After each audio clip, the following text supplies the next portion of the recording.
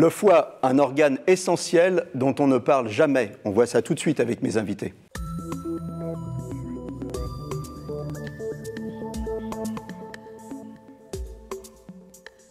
Alors, je suis avec Madame Camille Théron-Charles. Vous êtes présidente de l'AMF. C'est toujours difficile, les sigles des associations.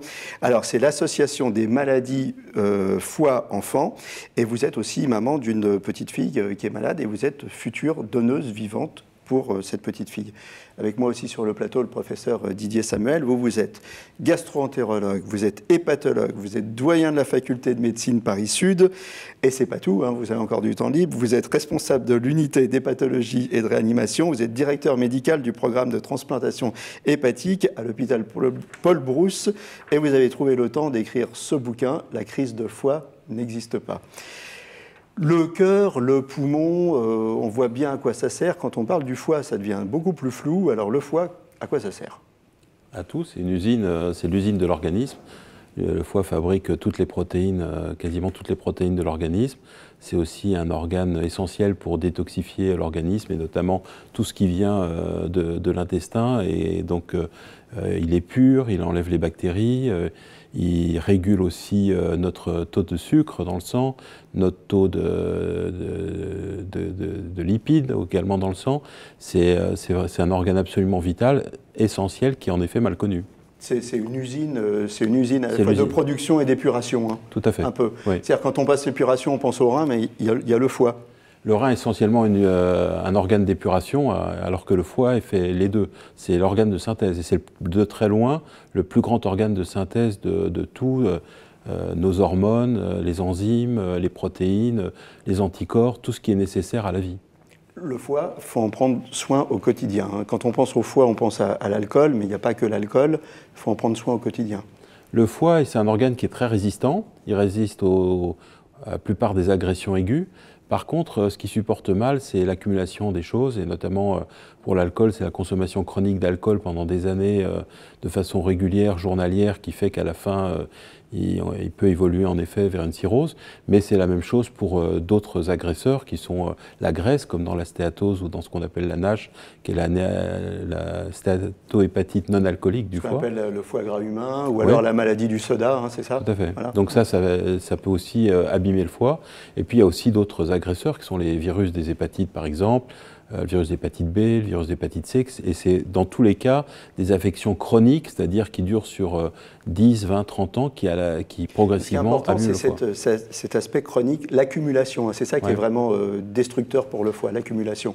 Alors par exemple sur l'alcool, on s'arrête 3 secondes, il y a des débats où on nous dit 2 verres par jour, après on nous dit 1 verre par jour. Bon, d'abord, ce n'est pas une obligation de boire 1 ou 2 verres par jour, c'est vraiment une limite, et puis il vaut mieux pas en prendre tous les jours en fait, c'est ça, c'est ce que vous nous dites. En fait, en effet, l'idée d'un verre par jour vient du régime méditerranéen qui peut-être protège un petit peu des complications cardiovasculaires. Au-delà d'un verre par jour, déjà 2 verres par jour, c'est 14 verres par semaine, plus le week-end où on boit souvent beaucoup plus. Ce qui fait que c'est mathématique et donc c'est une accumulation très importante. Ce qui fait que ce qui est recommandé, en effet, c'est pas de boire tous les jours. Et déjà, si on fait attention à ne pas boire à chaque repas et pas boire tous les jours, on diminue considérablement sa consommation d'alcool. À l'inverse, alors on peut détoxifier son foie, et là c'est pareil, il ne faut pas faire n'importe quoi. Il ne faut pas faire n'importe quoi. D'abord, le foie, c'est un très bon organe de détoxification, c'est lui qui est le plus puissant de l'organisme. Il ne faut pas faire n'importe quoi parce que souvent ce que l'on dit, on n'en sait pas trop.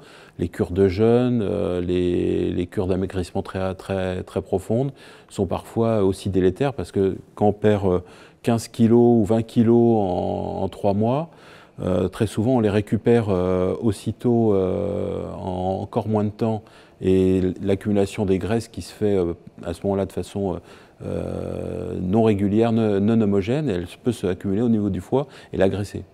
Donc la meilleure détox, c'est de la modération et puis aider son foie en buvant aussi de l'eau. Boire de l'eau, c'est toujours bon. C'est toujours bon. Donc, et puis, en effet, quand on a surmangé ou surbu, c'est pas mal de faire un petit break. Mais il ne faut pas, par contre, passer à l'excès inverse. C'est-à-dire, on a besoin quand même de manger régulièrement. Donc, il faut manger moins et plus équilibré. Quels sont les signes qui doivent nous alerter quand le foie se dérègle? Ça commence par quoi? En fait, le problème du foie, c'est comme beaucoup de maladies, elles sont silencieuses jusqu'à ce qu'il arrive des complications. Donc c'est la problématique. Pour la plupart des maladies hépatiques, donc du foie, c'est pour ça qu'un bilan de dépistage est utile, parce que le foie est un organe qui souffre en silence, et quand les choses apparaissent, c'est-à-dire quand apparaît par exemple une jaunisse, c'est-à-dire on a les yeux jaunes ou le teint jaune, quand apparaît de l'eau dans le ventre, de l'acide, ou quand on fait même une hémorragie, sont déjà des signes très tardifs. Donc c'est là où je pense qu'il faut aussi envisager régulièrement de faire des tests sanguins pour mesurer les enzymes du foie. C'est aussi simple que ça, et s'ils sont anormaux, à ce moment-là, on va un peu plus loin. D'accord, donc faut surveiller. Il faut surveiller, alors notamment, et là je me tourne vers vous, il faut surveiller les nourrissons. Hein. Les maladies rares du foie, ça concerne une naissance par jour en France, et c'est un peu le combat de votre association, hein, c'est de sensibiliser là-dessus et de permettre un meilleur dépistage, et surtout un dépistage beaucoup plus rapide des maladies rares du foie, c'est ça? Oui, tout à fait. Donc effectivement, l'association a 3 missions que sont le soutien aux familles touchées, la recherche et le dépistage. Donc c'est faire des campagnes de communication autour des symptômes que sont une jaunisse persistante au-delà de 15 jours, et puis des selles pâles. Donc en fait des signes assez simples. Hein. Vous êtes jeune maman, votre enfant, votre nourrisson a des selles très pâles et une jaunisse. Oui. C'est grave. Il faut s'alerter, il faut aller aux urgences. C'est une urgence médicale.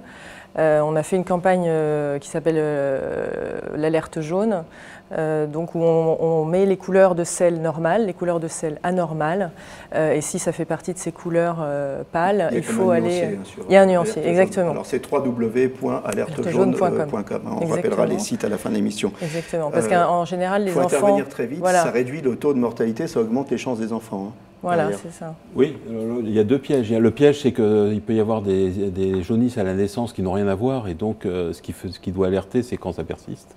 Et donc ça, c'est la première alerte. Et en effet, pour des maladies, notamment comme l'atrésie des voies biliaires de l'enfant, où il n'y a pas de canal du cholédoque, donc de voie biliaire principale, pour que l'enfant guérisse et n'ait pas une transplantation, il faut l'opérer dans les 2 à 3 premiers mois de la vie. Donc pour ça que le diagnostic doit être fait très tôt. Oui, c'est ça. Ouais. Et plus il est fait tôt, plus l'enfant a de chance de survivre et de vivre correctement une fois qu'il a... Donc il faut que ce soit fait dans les 60 jours. En fait, en moyenne, c'est fait à 60 jours et on vous voudriez que ce soit plutôt dépister, fait à 30 jours. Vers 30 jours. Hein, c'est ça. D'ailleurs, après 7 ans de lobbying auprès du ministère, on a réussi à avoir l'échelle colorimétrique des selles dans le carnet de santé et une visite à 15 jours, parce que la première visite étant à 1 mois, c'est presque trop tard. D'accord. Alors vous êtes maman d'une petite fille et vous allez être, qui est malade, hein, oui. Et vous allez être donneuse vivante. Oui. Alors en quoi, qu'est-ce qui vous a amené à prendre cette décision? Donc effectivement, elle a donc une atrésie des voies biliaires. Elle a eu l'opération qu'on appelle de Kasai à très petite. Alors qu'est-ce que c'est cette opération? On revient après. Ouais. L'opération de Kasai, ça vient du nom d'un chirurgien japonais qui s'appelle Kasai, qui dans les années 60 a eu l'idée de remplacer le cholédoque en montant une anse digestive sur le foie et de la coller au foie, et pour drainer la bile qui est stagnée dans le foie. Le problème de cette maladie, c'est que la bile ne peut pas s'écouler, et donc elle stagne dans le foie, et elle fait une vraie cirrhose, et le foie devient cirrhotique et fait une cirrhose biliaire cette fois-ci. Et donc cette intervention permet de drainer la bile. Et aujourd'hui, votre petite fille a 7 ans, voilà. Et vous avez donc décidé l'opération a fonctionné de ne pas 6 attendre. ans, Voilà. Et effectivement, elle est sur liste d'attente depuis janvier. Et on a la chance d'avoir une solution maison, on va dire, puisque elle est d'un groupe sanguin qui a une attente assez longue en liste d'attente. Elle est haut, oui. Donc on a compris, les facteurs clés de succès d'une greffe, on a compris que c'était l'enfant qui arrive en pas trop mauvais état à la greffe, que le greffon n'ait pas passé beaucoup de temps en dehors d'un corps, et qu'une opération planifiée, ça peut être aussi un facteur clé de succès important. Oui, y compris pour nous à la maison, parce qu'on a 2 autres enfants. Exactement, en termes de logistique, voilà, c'est planifié. Donc nous, ça nous allait bien, et puis on a la chance d'avoir une compatibilité. Donc on a pris cette option, j'attends juste encore la semaine prochaine les derniers résultats pour valider, donc on irait... Donc l'idée, pour résumer, c'est de dire, voilà, ma petite fille, elle est haut, elle est sur la liste d'attente, elle pourrait attendre très longtemps un organe d'un donneur mort, Et moi, j'ai la chance de pouvoir lui donner une partie de mon foie, parce que je suis compatible, parce que et donc je décide, pour lui donner plus de chance, en fait, je décide de couper cette file d'attente en étant donneuse vivante. Oui. Est-ce que les gens savent suffisamment qu'on peut être donneur vivant? Pas forcément sur le foie. Enfin, moi, du coup, je regarde pas mal le site de l'Agence de biomédecine. On parle beaucoup du rein, on parle très peu du foie. C'est assez peu développé. C'est développé essentiellement parents à enfants, donc pour les petits-enfants. Il y a aussi une raison technique, c'est que pour les parents-enfants, on peut donner la partie gauche du foie, ce qui est une plus petite partie. Donc c'est une chirurgie moins lourde pour le parent, parce qu'on enlève une plus petite partie et souvent on le fait sous cœlioscopie. Et deuxièmement, et ça suffit pour l'enfant. Alors que quand on fait adulte-adulte, il faut souvent prélever la partie droite du foie qui est la plus grosse partie. Et techniquement, c'est plus compliqué, plus lourd.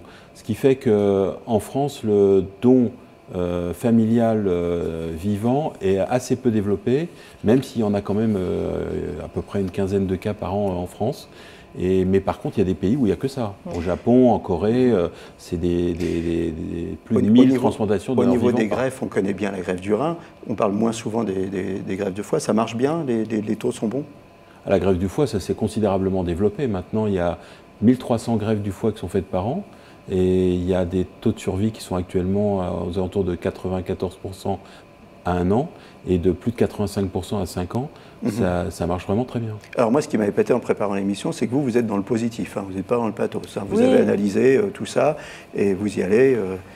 Oui, moi je pense que quand on est positif, il y a plus de... ça donne un élan vital qui entraîne les bonnes choses, donc je regarde que la solution. Vous m'avez dit que parfois ça déstabilisait un peu les équipes médicales. Oui, il y a des. Je trouve que ce sont des métiers très durs parce qu'il y a des décès d'enfants, donc je pense qu'il y a autour de ces services, malheureusement, il y a des malheurs, il y a des drames. Et je pense qu'ils veulent aussi éviter que des gens ne se rendent pas compte de l'ampleur de l'intervention qui va avoir lieu. Je connais les risques, je suis assez bien placée pour les connaître avec l'association, mais oui, je décide de regarder le verre à moitié plein. Voilà. Écoutez, merci d'être venu sur le plateau. On arrive déjà, ça passe très vite au terme de l'émission. Un rappel pour les mamans, des selles pâles et une jaunisse persistante, on doit s'alerter. Les sites internet www.alertejaune.com, www.amfe.fr. Si vous voulez tout savoir sur le foie, la crise de foie n'existe pas. Je vous remercie tous les deux d'être placés sur le plateau. Merci. Je vous souhaite vraiment le meilleur pour cette opération. Vous nous donnerez des nouvelles. Je ne dis pas ça en l'air. Hein. On reçoit parfois des gens après qui viennent nous raconter comment ça s'est passé. Et on vous souhaite le meilleur pour vous et pour votre fille. Voilà, à bientôt. Et d'ici là, portez-vous bien.